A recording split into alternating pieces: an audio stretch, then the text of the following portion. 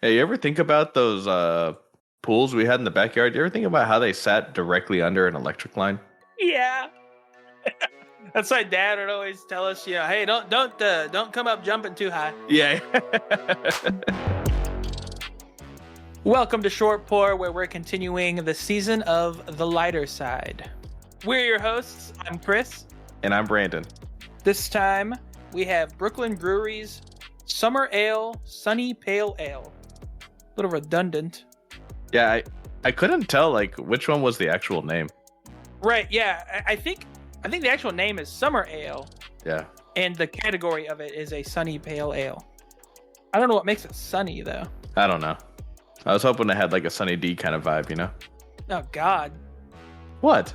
Sunny D was the drink where I really liked it as a kid, but every time I drank it, it just gave me like profuse diarrhea. Oh, that didn't happen to me. I had strong bowels back then. Yeah, yeah, not so much anymore. You probably used it all the Sunny D you drank. Deteriorated everything. Yeah, that's probably what wrecked them now. Back of the bottle for this one is Summer Ale is a light and zesty beer brewed with warm weather adventures in mind. It's the perfect companion for long summer days by the pool, in the yard, or anywhere else people unwind. And this one comes in at a 5% ABV. It also has 3 tasting notes on the can here. The tasting notes are easygoing, floral, and refreshing. Now, Is that a tasting note? yeah, like, how is easygoing a taste? I don't know. I'm interested to see what they're going to do with that. Also, I don't think that refreshing is a taste either. I mean, it's like a byproduct of drinking it, but I don't think refreshing is a taste itself, right? Right, I would think it's like a quality you get uh, after the fact. Right. So, I don't know what the hell to expect from this. All right, let's go ahead and pour. It pours super well. Yeah. That looks great. It's pretty light. It is. It's like really yellow. It's almost like a Sunny D. That's what I'm saying. No, it is super. It is super light. Smells good. I did choose it just because of that. Yeah, because it says that it's the Sunny Pale Ale and that it's easy going. So I thought that embodied the lighter side. Yeah, I agree. I mean, it's so easygoing. That's even part of the taste. Yep. All right. You want to see how easygoing this thing tastes? That's pretty light. Dude, I took like big 3 gulps of that. I love that. Just like chugged it. Yeah, dude, that's really good. Actually, just gone. But dude, yeah, I mean, I essentially did drink like a third of it in the first drink. Jeez. Dude, that's delicious. I really like that one. Yeah, that's pretty good. It's it is just like a little bit zesty. It's got a lot of flavor with like just a little bit of that pale ale like bitterness, just a little bit. Yes, yeah, you're right. It is ever so slight. That's good. All right, you want to get into some reviews? Yeah, I have to imagine that people like this. All right, so the first one is very, very short. Okay. One of the best summer beers around. Best thing is no hangover. Huh? That's the whole review. But I mean, they understand that like obviously quantity is going to factor into whether or not you're hungover, right? Right. Yeah. Like, what do you mean no hangover? Like, I want to know like that one guy from a couple episodes ago. If he like drank 7 in a row, I'm pretty sure you would get a hangover. Yes. Right. Well, I'm like, did you had just the one? I'm like, well, that should be basically every beer. Right. Should result in no hangover. That's bizarre. Or maybe they were just pounding them all afternoon and still, ended up with no hangover. I have no idea. Yeah, that's weird. And that was the best thing about it. All right, here's the second one. Tried this at a wedding this weekend. Very light yellow and clear. Thin body, little to no malt character. Wiry hops that dry out at the end. Undercarbonated, had from can, not bottle. Probably not the first time a craft brewery made a beer worse than Bud. Probably won't be the last. Unremarkable and disappointing. What? Now, when I got to the end of this, I honestly was like, is this person talking about the beer? Or were they talking about the wedding? The wedding? Yeah. Because the whole thing could be like a metaphor for like, whatever side they're on, the other one, the bride or the groom, whoever they want to talk about, but thin body, little to no character. Maybe they were describing their hair as Yeah, wiry what and the hell dry is at the end. wiry hops? What does that mean? I don't know. Hey man, there's a reason why we moved on from Trying to analyze the focusing beer. on that. Dude, I do not get some of these people who are like super into it. I do not understand their language. Yeah, I don't know either. But, and then again, with it being the wedding, probably won't be the last. Yeah. It's like, jeez. Oh, jeez. Well, man, yeah, that person was like super down on it. Well, also, I mean, I feel like most weddings, you're going to get a pretty generic beer. Yeah, that's true. Because that's what's going to be offered cheaply. Yeah, you're right. I'm like, that's pretty good that you got something totally different provided at the wedding. That's cool. Yeah, you got an actual craft beer. That is cool. Also, this is not worse than just like a regular Bud. Oh, yeah, I know, for sure. Like, what the hell? That's bizarre. Do you remember what beers you had at your wedding? Yeah, we had Kona Big Wave. I remember that's what I drank. Yes. Okay, yes. And I think we also had Busch Light. Okay, yeah. Right? Maybe. Oh, wait. I think it was Boulevard Wheat. Okay, yeah. I think it was Boulevard Wheat and Kona Big Wave. Okay. I was like, I had Boulevard Wheat and Miller Lite. Yeah. And I think we did have Busch Light as well. All right. Okay, so the can on here, it looks like the shimmering waves of like a pool. Mm-hmm. And even in the little back of the bottle description, they said it was the perfect companion for long summer days by the pool. So I decided to do the history of the swimming pool. Oh, nice. Is there going to be any Michael Phelps talk in here? Not really. And I'll even I'll even mention that when we get to that part of the history. Okay. I focused more on the actual place itself, like the object itself, rather than the accomplishments of people in the pool. I see. But first, let's get a word from our sponsor, and we'll be right back.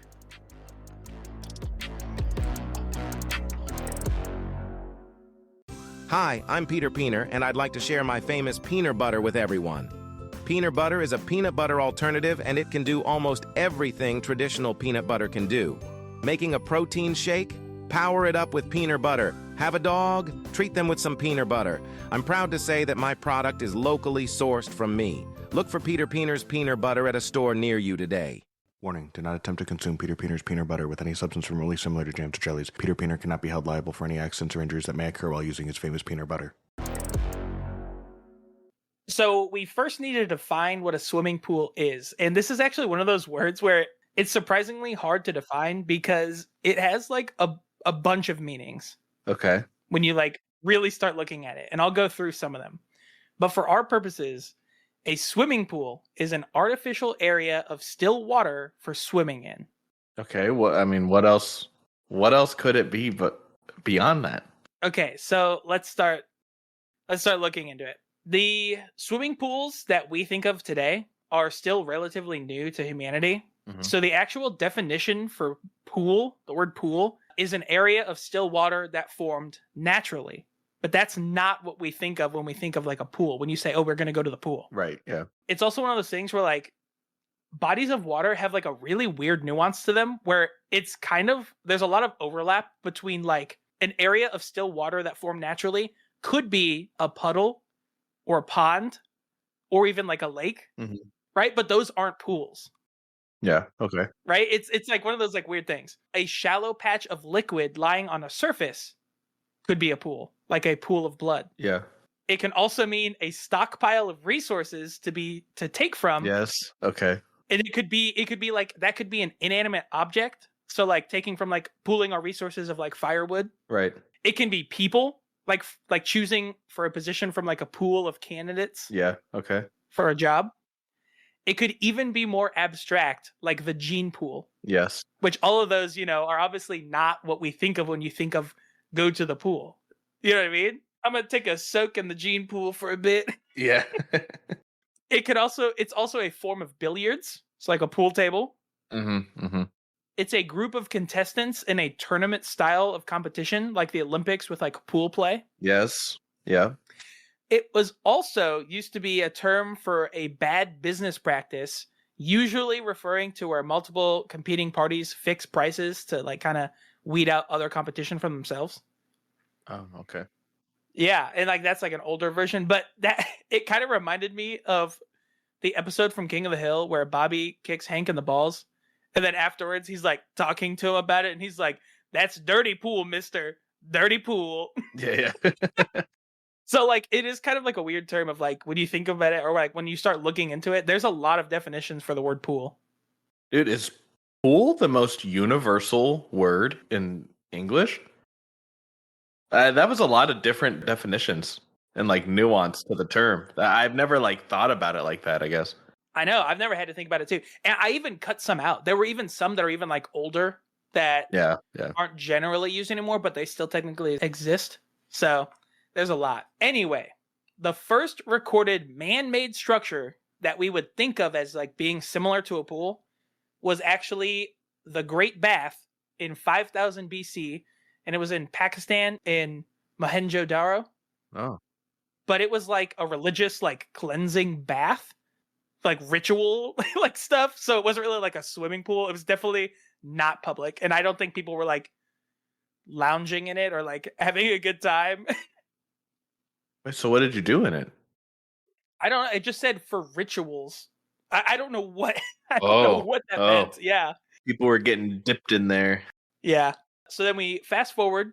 Well, I guess in 1993 there were paintings discovered on cave walls in Egypt that were dated to around 2500 BC, and the cave paintings had like pictures of people swimming, and that was the earliest recorded evidence that people like swam in general. Yeah. I'm sure people swam before that, but that is like, it's at least known that around 2500 people were swimming in bodies of water. Yeah. Fast forward some more to 800 to 600 BC. The ancient Greeks made pools for the first time for like recreational swimming, and for they said for social and fitness. Yeah. So these were like the first like leisure pools because I guess, you know, like their economy was really booming and they had more time for, you know, the arts and stuff like that. And this was one of those things that they were like, oh, yeah, we can just make like really large bodies of water for us to hang out in. Mm-hmm. But those were like still pretty exclusive. Like you had to be pretty rich to like use them. Yeah. Forward another 300 years. So about between 300 to 100 BC, the Romans built off of the Greeks' bathhouses. And because the Romans created aqueducts, now they were able to circulate fresh water into the baths or into the pools. Mm-hmm. And they used a combination of natural hot springs and like their own man-made furnaces, and they created the first heated pools. So now the water was actually like warm. Nice. 75 AD, the Romans conquered Britain. Which, did you know that? No. I like was like, whoa, what? I honestly probably need to fact check myself on that. But the website for the history of swimming pools said, yeah, in 75 AD, the Romans conquered Britain. And I was like, when the hell did that happen? Damn. I guess in 75 AD, but... Yeah.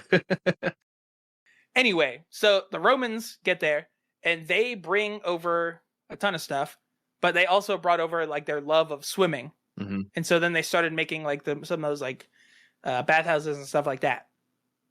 Fast forward a lot. Now we're in the 1820s. And the first actual public swimming pool that we would think of today opens in England named the St. George's Baths. And it was like a saltwater pool. Okay. The longest standing public pool is the Maidstone Swimming Club in Maidstone, Kent. And it's still open today. And that was constructed in like 1844. That's pretty nuts. Isn't that crazy? Yeah. And I mean, it's not really that funny, but they said that the reason that they opened it in the first place was because too many people were drowning in their river while swimming in it. Oh, yeah. That's not funny, man. Come on. You know, apparently they said that people would go swimming out there and then they would like start to get like distressed. Yeah. But it was like, you know, an active river. So people who would go in to try to like save them would either be too late because it was too far, or like they would also drown because they're swimming in a river. Yeah. Which again, it's not funny, but it is kind of funny that like, dude, Jesus Christ, we got to do something about this. It's a public health crisis. We got to give these people a safe place to go in the water. Yeah. So they made this public pool, and now obviously they had lifeguards and stuff like that. A much safer place for people to swim in. So the modern Olympic Games started in 1896, and swimming events were in the first modern Olympic Games. In the 1900 Paris Games, they apparently debuted a swimming obstacle course event where swimmers would swim through the Seine River. They would go up poles, over boats, and under vessels. That's what the description said. Doesn't that sound wild? Yeah, man, it sounds cool. I know. They discontinued it the same year. They deemed it way too unsafe. Yeah. I just thought that, yeah, that's wild to have a obstacle course swimming event. Yeah. Well, yeah, and then the Seine was unsafe again this year, so. You know the event from Guts? That one where they had to like swim into the like wouldn't they like don't they have to swim into like inflated pool rings? And then they collect them all on their body and they have to try to swim in the pool. Yes. Dude, something like that. We got to be able to figure something out like that, right? Yeah. That would be hilarious. That would be awesome. You could add so many different like things like that. I think I am all for a swimming obstacle course in the Olympics. I think that would be awesome. Yeah, that would be sweet. I mean, those 12-year-old kids in the 90s were doing it. Yeah. I mean, how hard could it be? Mike O'Malley watching over him. Yeah.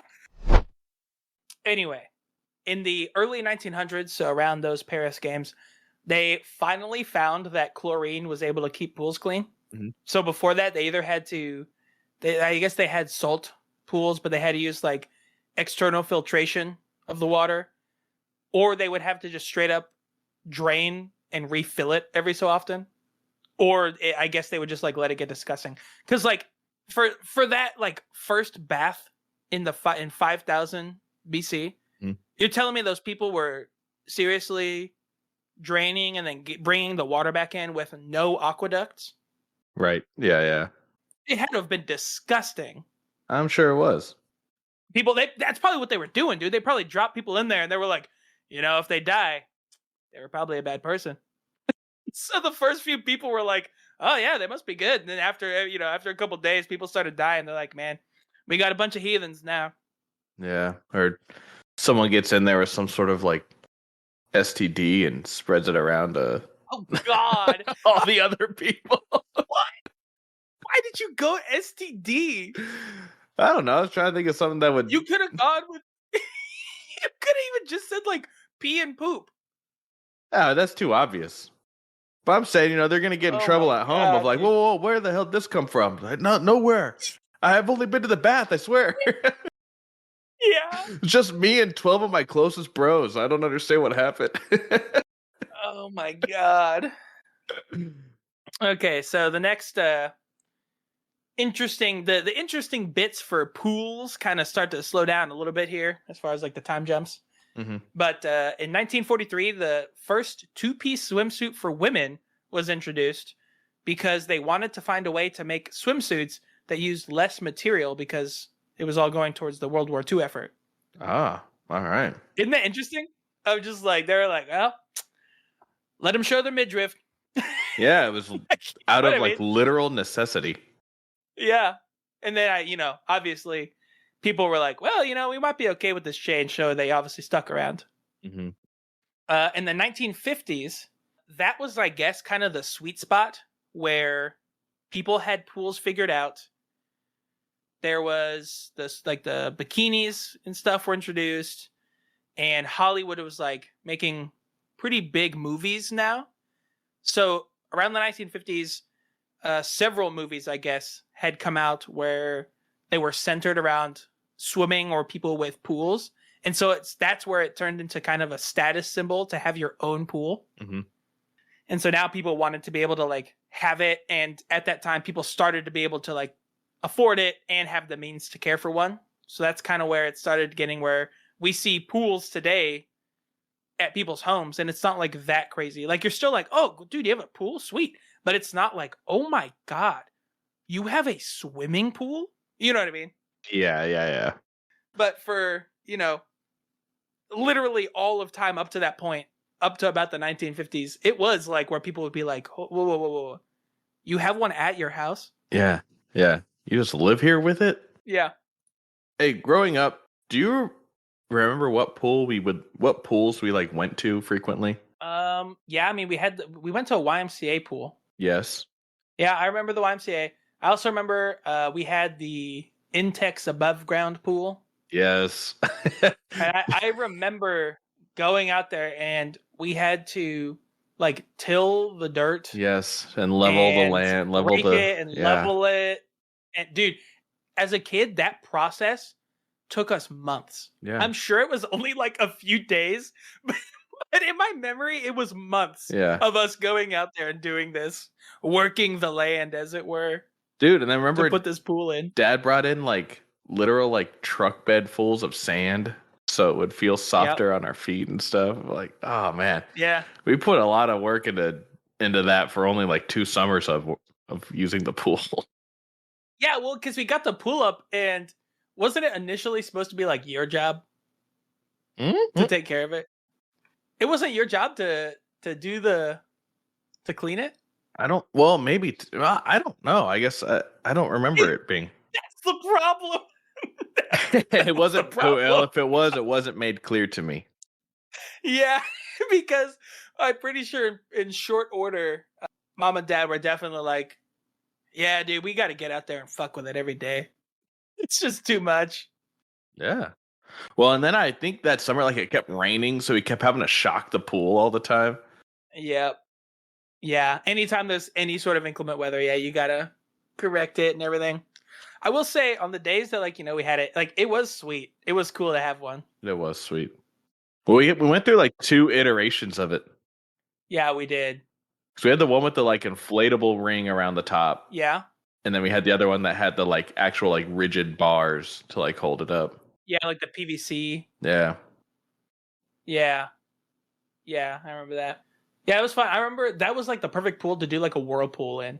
Yes. Because it was like small enough to where you could actually get a current going. Right. Yeah. And last, I have some like crazy records and like facts for swimming pools. All right. I have 2 crazy like records for pools. So I found the largest swimming pool in the world is at the San Alfonso del Mar Resort in Chile. Okay. It took them 5 years to build it. It's 3,324 feet long, which covers more than 19 acres. Oh my God. It holds 66 million gallons of water. Oh my God. So the deepest part is 115 feet deep. And it costs $4 million just to keep it clean each year. Yeah. Well, so how do you... I mean, I assume they have to have like several checkpoints to check the water, right? Yeah, I would think like you can't just like dip your little thing in one section and be like, oh, we're good. Yeah. The little changing color stick. Yeah. The pH strip. Yeah, I mean, it costs $4 million to keep it clean. So I'm imagining that they have quite the system to regulate all of it, which is just insane. You should look up pictures of it, man. It's nuts. It is gigantic. I think even it is categorized as a lagoon, even. Oh, because it's so big and it's like irregular shaped, mm-hmm. So it kind of like cuts into different places and things like that, and kind of morphs around the resort that they're in. Yeah, it's nuts. So that one is 115 feet deep, but that's not the deepest pool. The deepest pool right now is at Deep Dive Dubai, and it's 200 feet deep. Which, doesn't that just seem pointless? Yeah. Who is just swimming without like a bunch of gear and diving down that deep? Dude, it's those free divers, man. I watched that documentary on it, man. It was messed up. What is that? It's those people who dive without any equipment. Oh, gee. Oh, and it's messed up. I'm sure a bunch of them like die. I mean, as you can imagine, it doesn't always end well. Yeah. Oh, Jesus. So they like have this huge rope and they go down, and they have people there to like kind of spot them.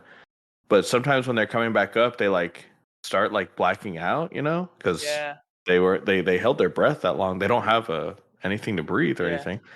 A respirator. So then the people will like help to bring them up, and they have to like bring them up this certain way, and they get, you know, like they're all like way out of it and stuff because they just gee, that sounds awful. Why would you do that for recreation? yeah, the pressure change and the like holding your breath so long. I'm like, it's insane. Jesus. That's crazy. That doesn't seem worth it to me. Anyway, I guess if you really want to do that in not a natural body of water, you can go to Deep Dive Dubai. But another thing that they said, which makes a little more sense, is that place is also used as a movie set. Oh yeah, So they can get like deep underwater, you know, shots and stuff like that in it. So I can see that. Hey, you ever think about those pools we had in the backyard? You ever think about how they sat directly under an electric line? yeah.